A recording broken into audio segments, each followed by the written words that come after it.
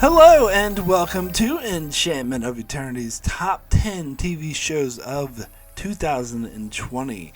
This video is a part of a series of videos where I count down my top 10 favorite shows of the year. This is the 6th annual iteration of this video where I count down my top 10 favorite shows of the year. So, before I get into my favorite shows of the year, just really, as I do every year, just reiterate what the rules are for what I consider a show that's eligible for this list. So, basically, the show would have to end in 2020. So, for example, The Expanse Season 5 is not eligible for this list because it's still ongoing. It won't end until February 2021, so it will be considered a 2021 show. BoJack Horseman Season 6 is eligible for this list, even though the first half of it aired in 2019. Since the second half of it aired in 2020, it is considered a 2020 show. Now, there's a couple of gray areas in this that I had to make a call for because I'm recording this video in mid-December. So I had to exclude shows like Star Trek Discovery Season 3, and His Dark Materials Season 2, even though Discovery Season 3 will only have one episode in 2021, since there's still, as of this recording, there's still 3 episodes left, so I'm going to have to consider that a 2021 show. His Dark Materials will actually end before the end of the year, so it was clearly a 2020 show, but it's not over as the time of this recording, so that also will have to be pushed back for my 2021 countdown.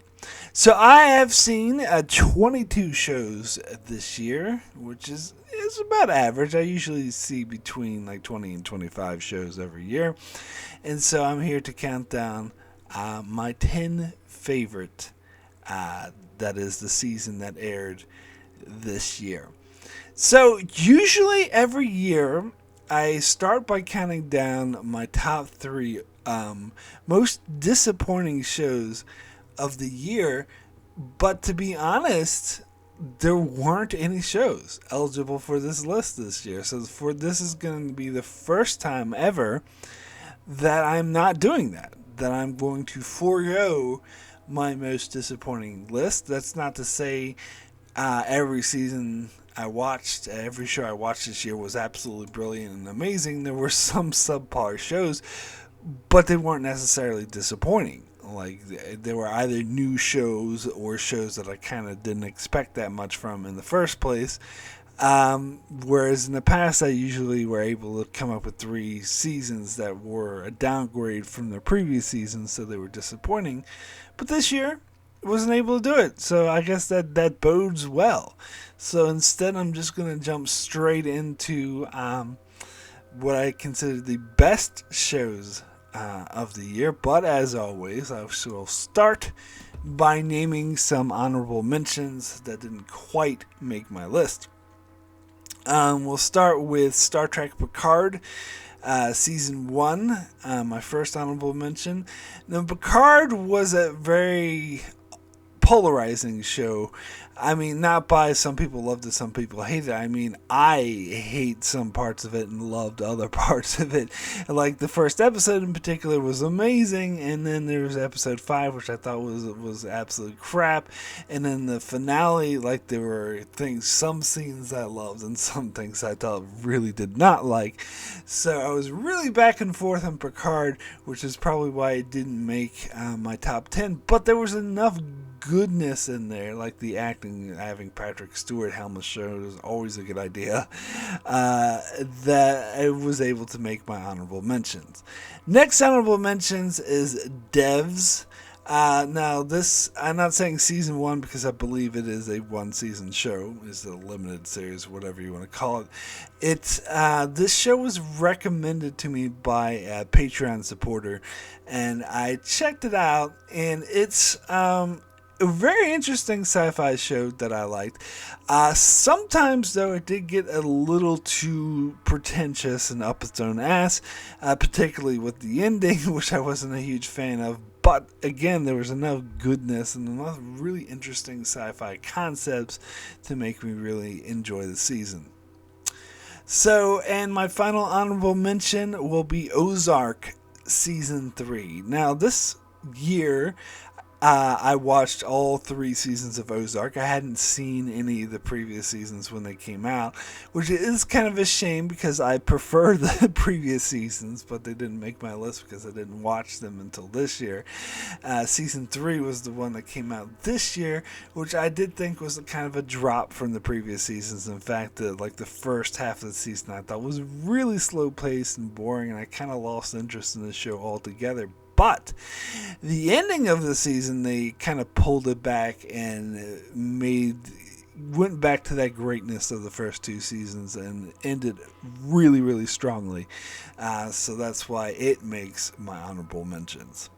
So now let me get into my top 10 favorite shows of the year. And I talked about last year how rating wise, because I rate every show between 1 and 10, 10 being the best. Rating wise, last year it didn't bode very well. I had a couple 7s in my top 10. I didn't have any 10s. This year's much better. This year I don't have any 7s in my top 10. I start with an 8. In fact, some of my honorable mentions were 8s. And most of them are 9s. I only have 1 10, but that's 1 more than I had last year.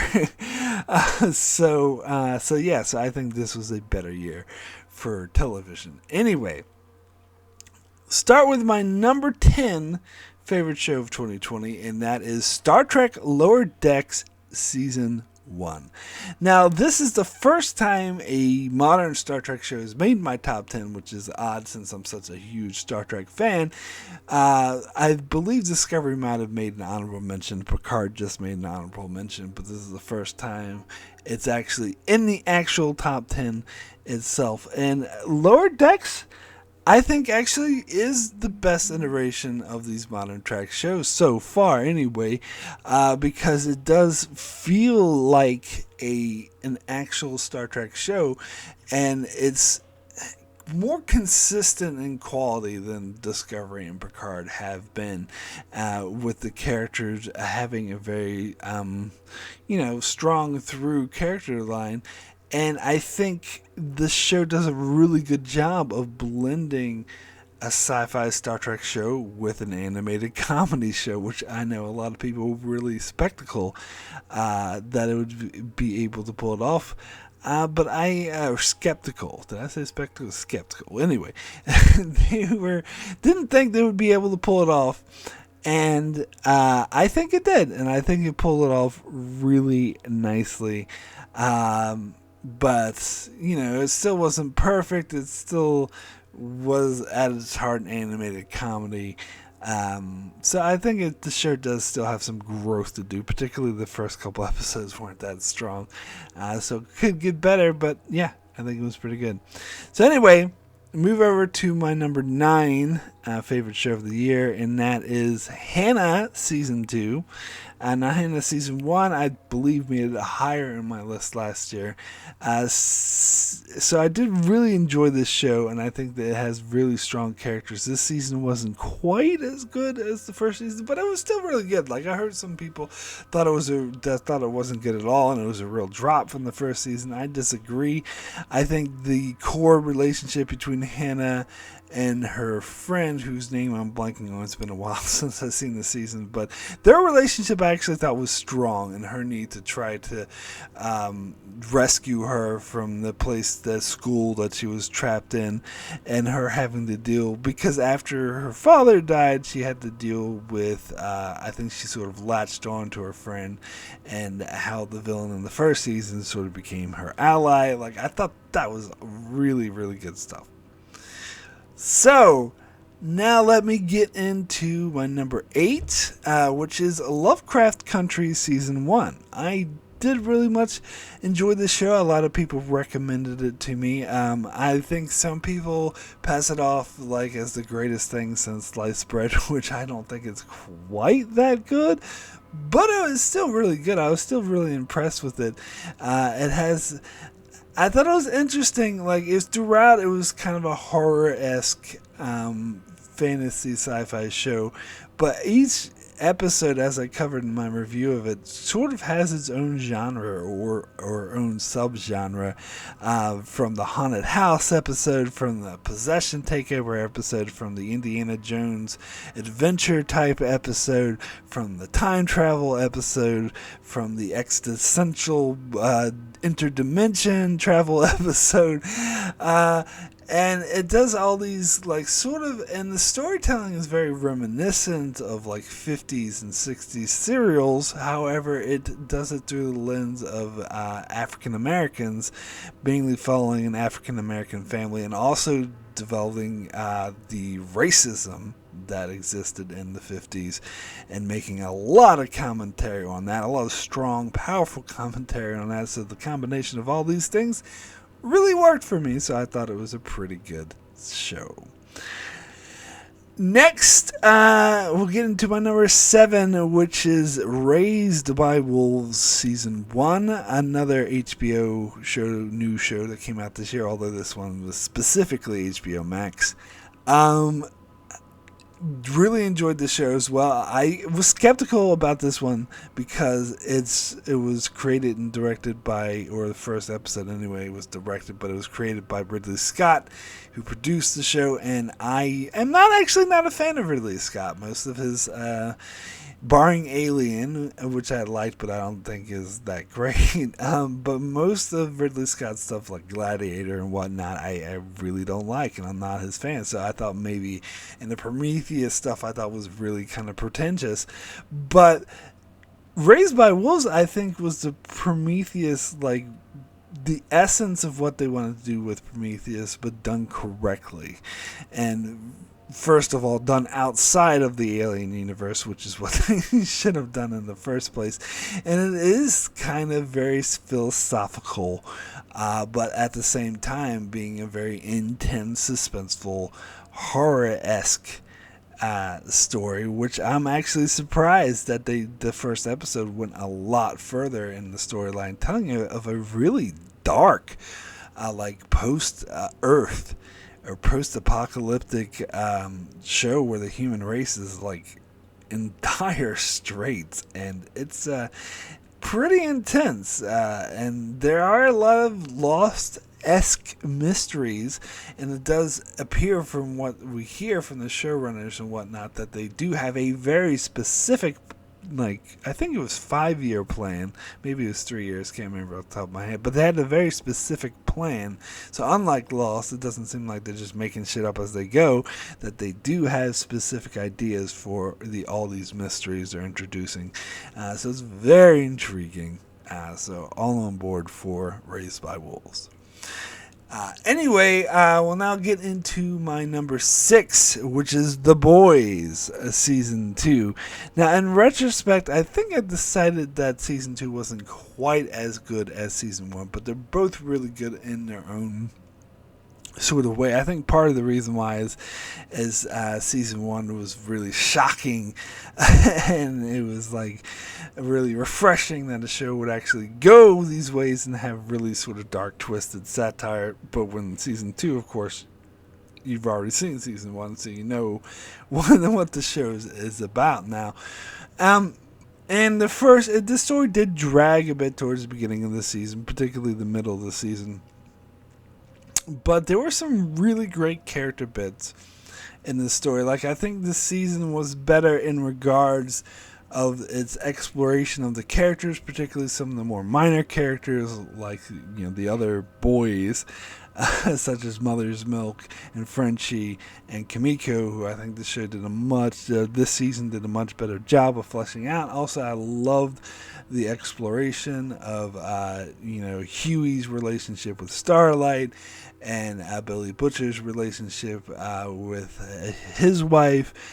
So there's a lot of great character stuff and all built to a very sort of powerful, shocking ending, which I thought worked. So yeah, I thought it was a pretty great season.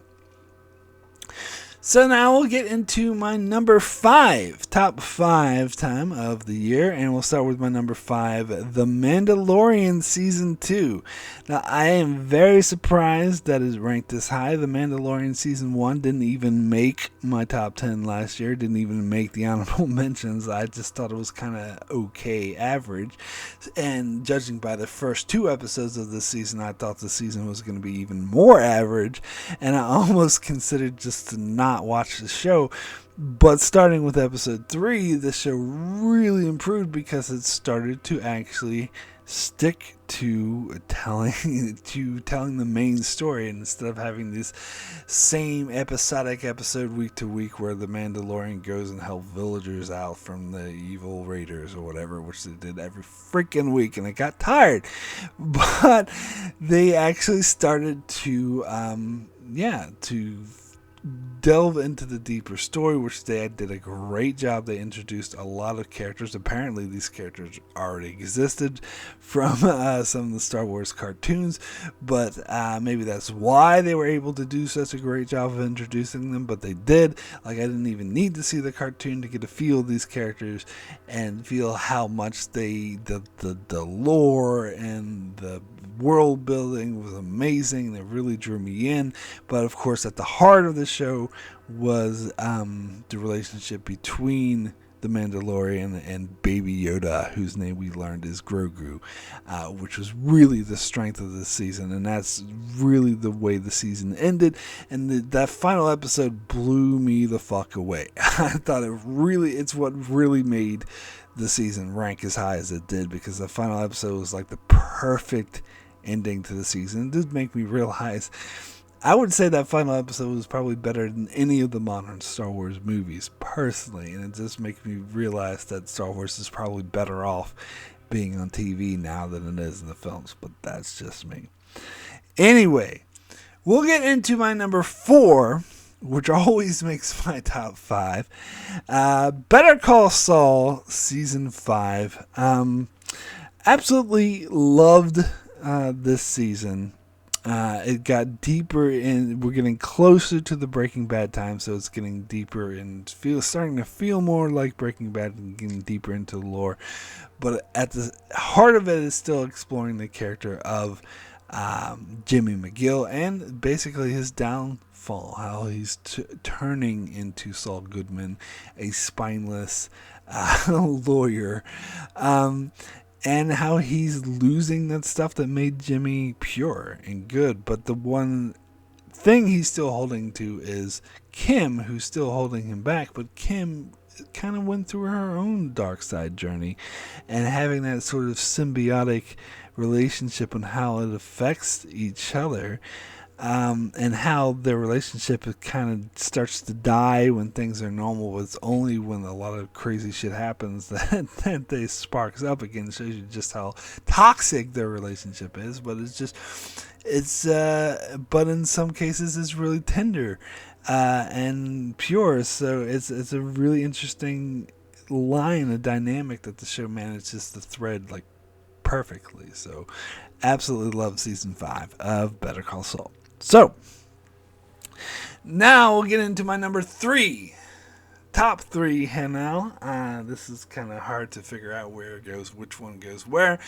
But I'm going to say my number 3 is Dark Season 3.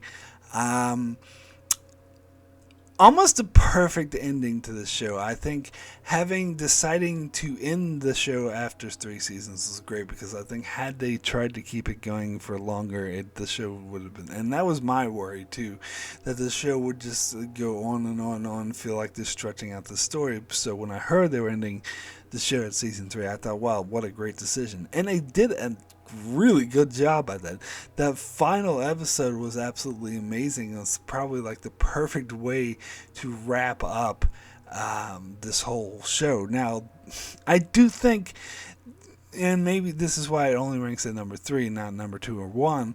I do think that they made things a bit too unnecessarily complicated, which the show does a bit too much, particularly with their involvement of the other world.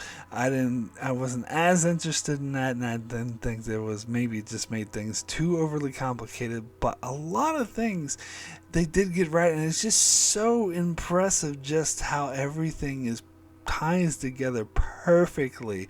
It makes you think that the writers of the show are freaking geniuses, and they must have had like huge like diagrams and shit to keep track of all this shit that just all fits together without any sort of plot holes or anything. It's impressive. It's a really really good show. So yes, Dark season 3. So, my number 2, which is a season and a show that I've actually learned to appreciate more and more as time goes by, and that is going to be BoJack Horseman season 6, the final season of BoJack Horseman. And I previous seasons of BoJack, if I were to redo my countdowns of previous years, would rank higher, because, as I said, I kind of learned to appreciate this show more. Not only is it because I kind of was maybe subconsciously slightly dismissive of it because it's an animated comedy, but I think at the heart of it has like really strong commentary on mental illness, and the characters, particularly that of BoJack Horseman, are really some of the most complicated, well thought out characters in all of television. And season 6, I will say, was split into 2 halves, and the first half was just averagely good, whereas the second half was freaking amazing. So that's but I still think that second half really, really heightens the season totally, because it was a very sort of roller coaster ride of a season where you see BoJack redeem himself and become a good person, but then slowly fall back into his old behaviors when his actions of the past start to come back to haunt him, because people have tracked down and they call him out, and he gets publicly shamed, and we see him at his absolute worst, lowest point. And then one of the best episodes I've ever seen in any television ever, very existential sort of dealing with the dream sequence of death. I mean, I think it was just as good, maybe even better than the one The Leftovers did. So, extremely impressed with BoJack Horseman season 6. So now we'll get into my number 1 favorite show of 2020, and that is going to be Westworld season 3. Now, I know some people might be surprised or very strongly disagree, because apparently a lot of people were disappointed in season 3 of Westworld. But personally, like, this is the show I always wanted Westworld to be. Like, if you watch my channel at all, you know that I wasn't as big of a fan of season 1 and 2. I did include both of those in my top 10s, but they were further down at like number 6 or 7 or something like that. And I still think to this day that season 1 of Westworld is one of the most overrated seasons of all time. It wasn't nearly as good as everyone was making it out to be. Whereas I think season 3, like, this is almost like a perfect season of television. This has honestly got to be one of my favorite seasons of television of all time. Like, it would probably rank in my top 5. I thought it was that good. It was that powerful. I mean, it was the kind of science fiction that I absolutely love to see. It's the surface level story was extremely intriguing and suspenseful, and dealt with power struggles over Earth and questions of like an AI controlling all of humanity, but underneath it was a lot deeper as well that dealt with questions of what does free will mean, and this is something that the show Westworld has always explored, but I frankly think they did a much better job this season and had much more interesting characters and had just a thrill ride of the everyone finding out that their whole life was predetermined and the chaos ensuing and the person who's trying to keep it under control. Like it's very powerful stuff. So absolutely love. Favorite season of the year, Westworld season 3. So that is it for my top 10 favorite shows of 2020. Thanks so much for watching. Be sure to check out my channel as I cover many of the shows I mentioned here in this top 10. I cover a lot of other shows, including The Expanse, Star Trek Discovery, all kinds of Star Trek, Breaking Bad, The Outer Limits, and more. So be sure to subscribe so you can keep up with all of that. And thanks a lot for watching.